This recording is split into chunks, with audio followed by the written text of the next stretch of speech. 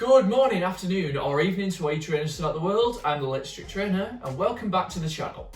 In this video we're going to be taking a look at how the most recent update and changes made to Pokemon GO are going to massively help the rate and increase the sources that we can all acquire XL candy from. Before this update went live, it's safe to say that XL candy was quite a rare commodity in the game, especially when it came to legendary or mythical Pokemon, and the community seems to have done a real good job in giving Niantic the feedback required to get us to where we are now.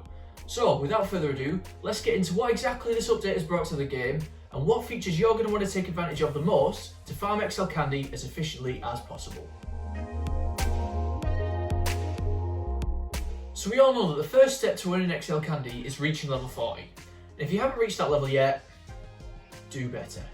I'm kidding, I'm only level 43 myself. But if you are unsure of the best ways to get more XP out of your playtime to help with that level 40 grind, make sure to check out my top tips guide for Pokemon GO players whether new or returning to the game, which will be pinned up here somewhere.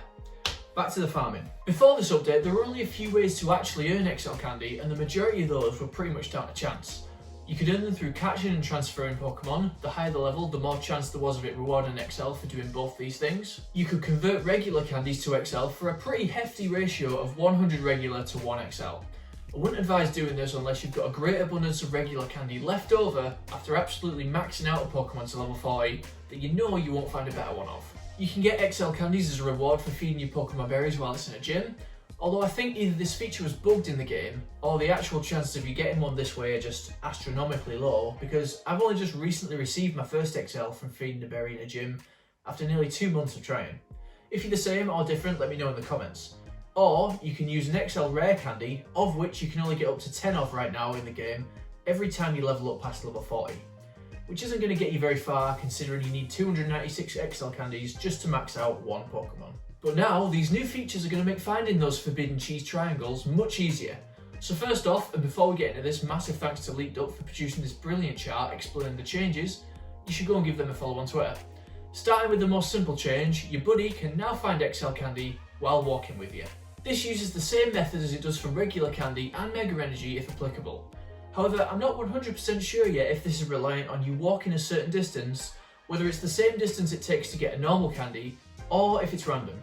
It could be a mix of all, to be honest, because since this update went live, I've seen my buddy find an XL candy independently from finding a regular, I've seen them find both together at the same time after walking a few kilometres, and I've seen them just bring back regular ones too. So at the moment, it's unclear how this fully works, but the basic gist is that if you have a Pokemon as your buddy, it's pretty much guaranteed to start earning you XL candy at a steady rate as they travel with you.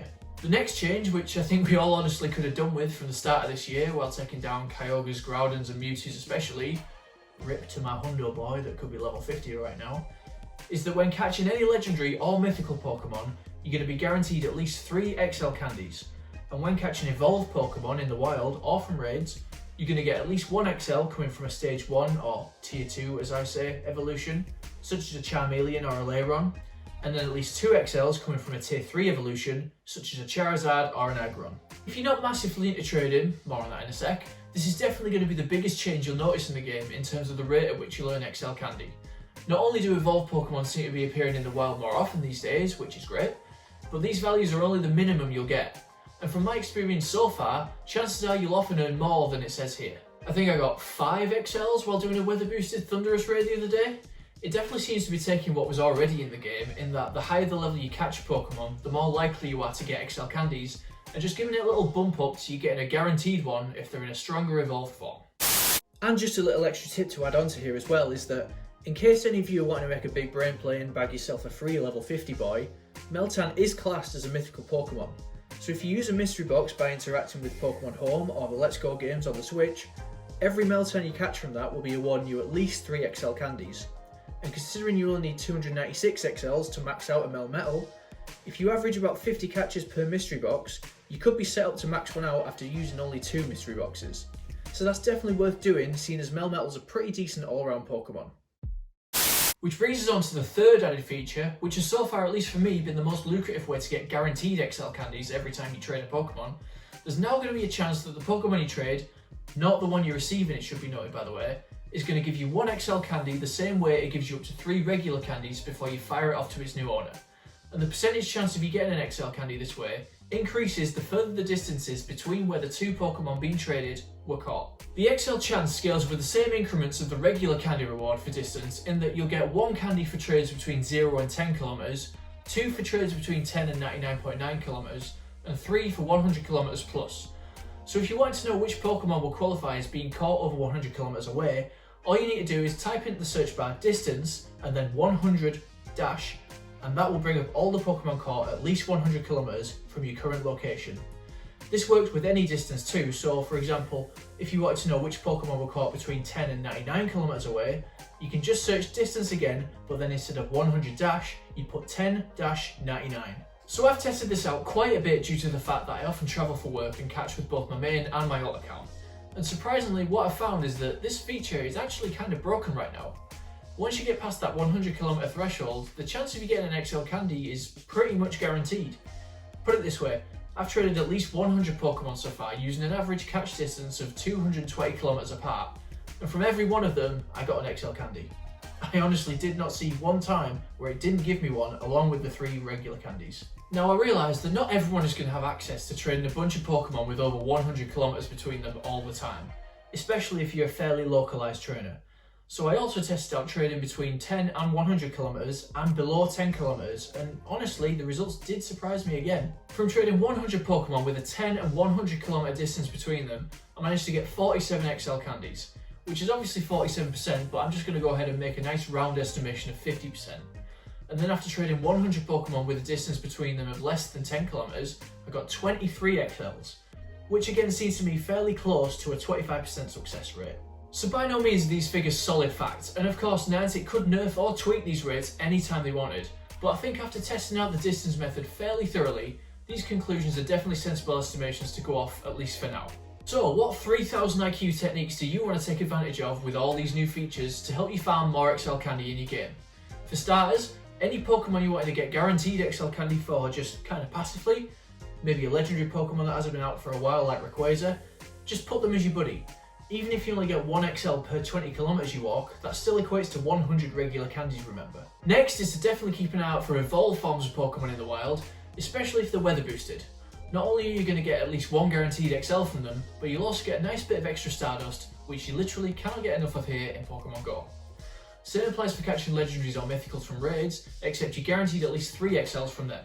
And then onto the trading method. So what I used to do before these changes went live with Pokemon that I really wanted XL candy for, let's take my boy Blaziken for example, because I'm such a Hoenn fanboy, is catch any members of the Torchic family that I saw in the wild, use Pineapps every time to maximise the regular candy grind in case I needed to convert any to XL, unless I saw a high CP or a weather boosted one, then I use a Raz or a Golden Raz because the priority was just hopefully getting an XL from the catch itself. Any Torchics caught on my ult or from any of my friends who didn't need them, I'd just trade them over to my main account, and then I'd save them all for a Spotlight hour where double transfer candy was active, and then transfer them all away, hoping to get a decent amount of XL candy. But now, with these new changes being implemented, I honestly think that if you can, what you should do is save any Pokemon that belong to the family you want XLs for, and then trade them with a Pokemon that's as far away from where you caught yours as possible. Maybe you have a friend or a family member from another town or city you see sometimes, or you have an alt account and travel a bit with work yourself. Any way you can secure a bunch of trades over 100 kilometers, I'd say trade every Pokemon of that family you have, except for the ones you want to keep. If the trades you're going to make are between 0 and 10 or 10 and 99.9 kilometers, you're still going to have a decent chance of getting an XL for trading that boy away, but maybe start with the low CP ones, because remember you can still get XLs for transferring Pokemon the higher the level they are. A lot of people have speculated and noticed that if a Pokemon's past level 23, or if the power up cost is 3500 dust or above, then you've got a pretty high chance of getting an XL candy when you transfer. So whether you risk trading or transferring, or just holding out for a longer distance trade, that's going to be your call to make. And if you want to make this process even more efficient, if the person you traded with isn't overly bothered about the Pokemon you're grinding for, or even if they are, get them to save all the mons of that family they come across, and when the time comes to trade, have them trade all their versions to you. Best case scenario, this could do as much as double the XL haul for both of you if you're trading over 100 km distance and transferring the ones you get sent to. And while this will definitely take some good coordination, it's absolutely something to consider doing. But guys, that is going to conclude this method guide on how to farm XL candy smartly and efficiently in Pokemon GO. Thank you all so much for watching. If this video has been helpful, a like would be massively appreciated. And let me know in the comments or over on my Twitter at Lakes Trainers if any of these methods have helped you out with your XL Candy grind. Make sure to follow me on Instagram and Twitter to stay up to date with all the latest Pokemon GO news and updates. If you want to see more videos like this, where I give tips and tricks for all aspects in Pokemon GO, from raids to candy and XP grinding to PvP, get yourself subscribed to this channel, and I'll see you all in the next video.